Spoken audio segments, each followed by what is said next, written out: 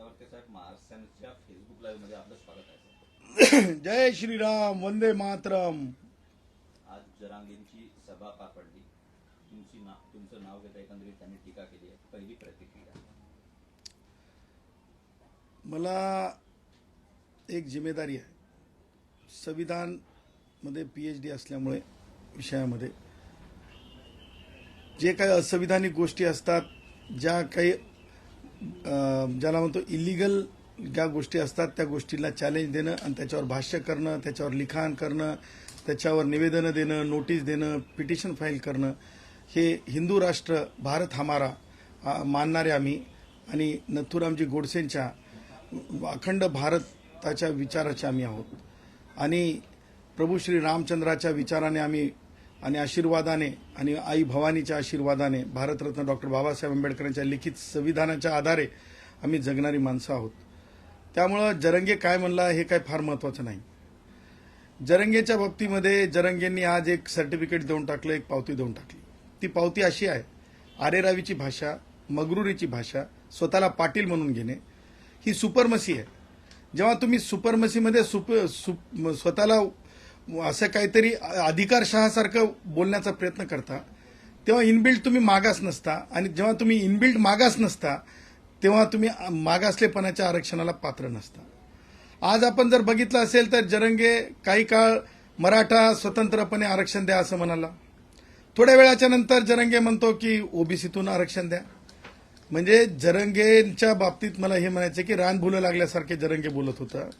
आणि त्या पुढे जाऊन मला जरंगेच्या बाबतीत हे म्हणायचं आहे की जरंगे एक मराठी म्हण आहे, लावलं म्हणजे जर रताळं लावलं तर रताळूच येतंय, गाण्याप्रमाणे लावलं रताळं आलं केळं असं होत नसतंय.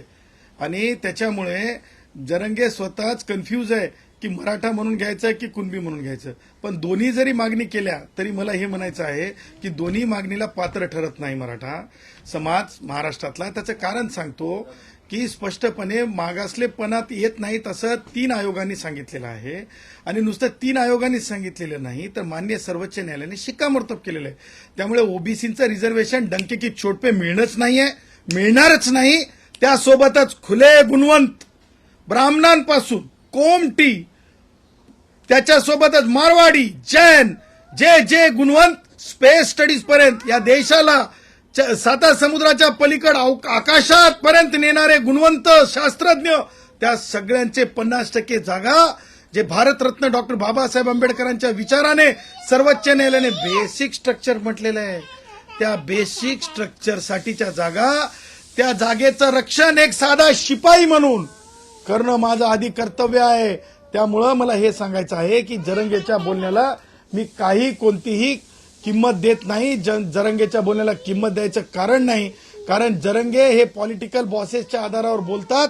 आता आज दस्तूर खुद सत्य झालं, कारण आजची जी जत्रा होती त्या जत्रामध्ये संविधानिक चर्चा झाली नाही. त्या जत्रेमध्ये आजच्या कोणतीच चर्चा झाली नाही. कारण तुम्ही म्हणता की खूप मोठी सभा झाली, खूप मोठी सभा झाली.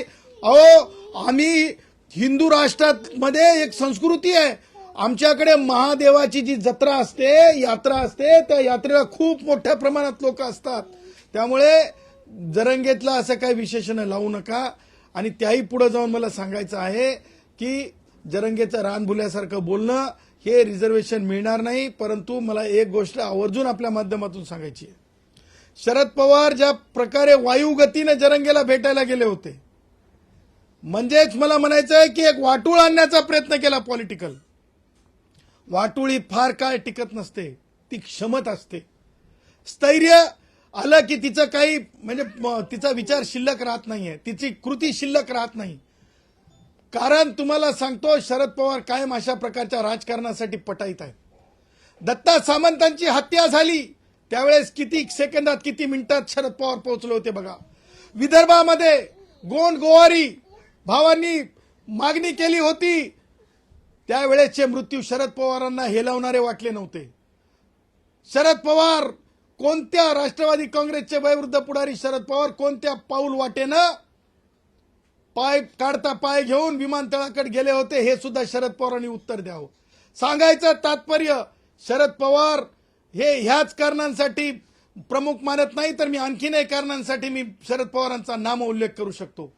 डॉक्टर बाबासाहेब आंबेडकरांचं नाव मराठवाडा विद्यापीठाला द्यावं तत्कालीन.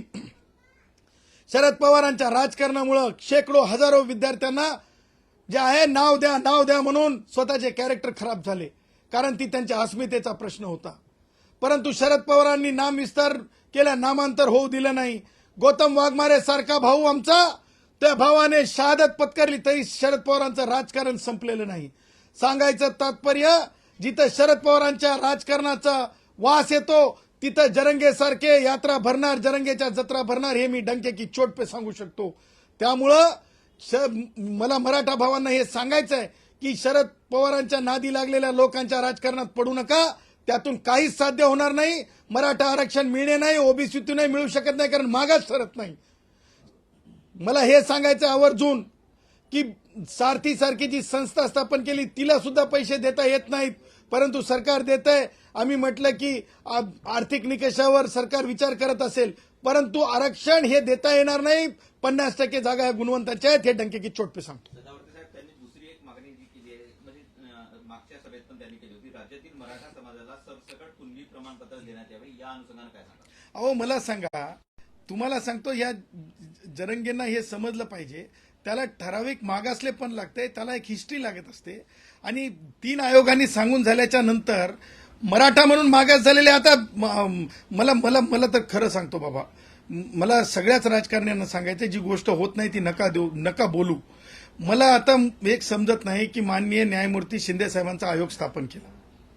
आता शिंदे साहेबांचा आयोग स्थापन केला, काम करू देत, मला माझं काही म्हणणं नाही. परंतु ह्यापूर्वी सन्माननीय न्यायमूर्ती गायकवाड साहेबांचा आयोग होता, मराठा म्हणून मागास ठरवण्याचा भाग आला. आता तेच मराठ्यांना तुम्ही कुणबी म्हणून मागास ठरवणार का? हे काय अवकाळी पावसासारखं आहे का? अरे उन्हाळ्यात पाऊस पडला, अरे हिवाळ्यात ऊन पडलं, असं नाही हो. याला हिस्ट्री लागते, याला शेड्यूल आहे, हे होऊ शकत नाही. त्यामुळं कोणत्याच परिस्थितीमध्ये जे काही बोललं चाललंय ते वास्तव सिद्ध नाहीये. त्यामुळं ते रिझर्वेशन कोणत्याच अर्थानं परिस्थितीनं मिळणं नाहीये. सध्या त्यांनी आपल्या मागण्यांसाठी सरकारला 10 दिवसाचा अल्टिमेटम दिला आहे, त्या अनुषंगाने काय सांगा? हे अल्टिमेटम जे आहे ना, हे शब्द तुम्हाला आठवत असतील, शरद पवार संस्कृतीतून आलेले. कारण तुम्ही एसटी महामंडळातील कष्टकऱ्यांच्या 124 ज्या वेळेस वीरमरण पत्करले तेव्हा शरद पवारांना आझाद मैदानात याची हिंमत दाखवलेली नव्हती. आणि तुम्हाला सांगतो, ही जी अल्टिमेटम संस्कृती आहे ना, हे तंतोतंत मला म्हणायचंय, अधिकारवाणी म्हणायचंय की त्यावेळेस सुद्धा शरद पवारांचं विचार असलेली सरकार होती. उद्धव ठाकरे जे घरात बसून मुख्यमंत्री होते त्यांची सरकार होती. अशाच प्रकारचे अल्टिमेटम दिले जात होते. परंतु ह्या अल्टिमेटमला काही किंमत नाही. त्याचं कारण सांगतो, जरंगे सलाईन लावून उपोषण होत नसतंय, विज्ञान सलाईन लावल्याच्या नंतर उपोषण मानत नसतंय. मी सुद्धा सरकारला सांगत आहे की जेव्हा आता तुम्ही माझ्या गुणवंतांच्या 50% जागा ब्राह्मणांपासून मागासलेल्या गुणवंतांपर्यंतच्या त्या असतात, त्या जागांवर जर कोणी मागणी करत असेल तर मागतोय, कोणत्याही जात समूह म्हणून मागणी करत असोत, त्यावेळेस आम्ही 50% आरक्षण रक्षक म्हणून आमच्या त्या आरक्षणाला विरोध असणाऱ्या लोकांना सुद्धा चर्चेला बोलवायचं.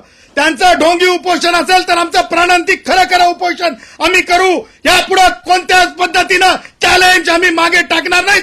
चॅलेंज स्वीकारू आणि खऱ्या गुणवंतांसाठीच्या जागा अबाधित राखण्यासाठी अखंड भारताचे मार्गविधाते नथुरामजी गोडसे यांच्या विचारांना सोबत घेऊन 50% जागा हे आम्ही साबूत ठेवू. गुणवंतांच्या जे भारतीय संविधानाचं पिल्लर आहे यासाठी आम्ही लढू. जरांगे पाटलांचे राजकीय बॉस कोण आहेत असं तुम्हाला वाटतं? सिंपल आहे, सोपं आहे, लिटमट टेस्ट आहे. भाताची परीक्षा एका शितावून असते. शरद पवार वायुगतीनं भेटायला गेले, वेगळं सांगण्याची गरज नाही. शरद पवारांनी सांगावं की ते त्यांचे मार्गदर्शक नाहीत म्हणून.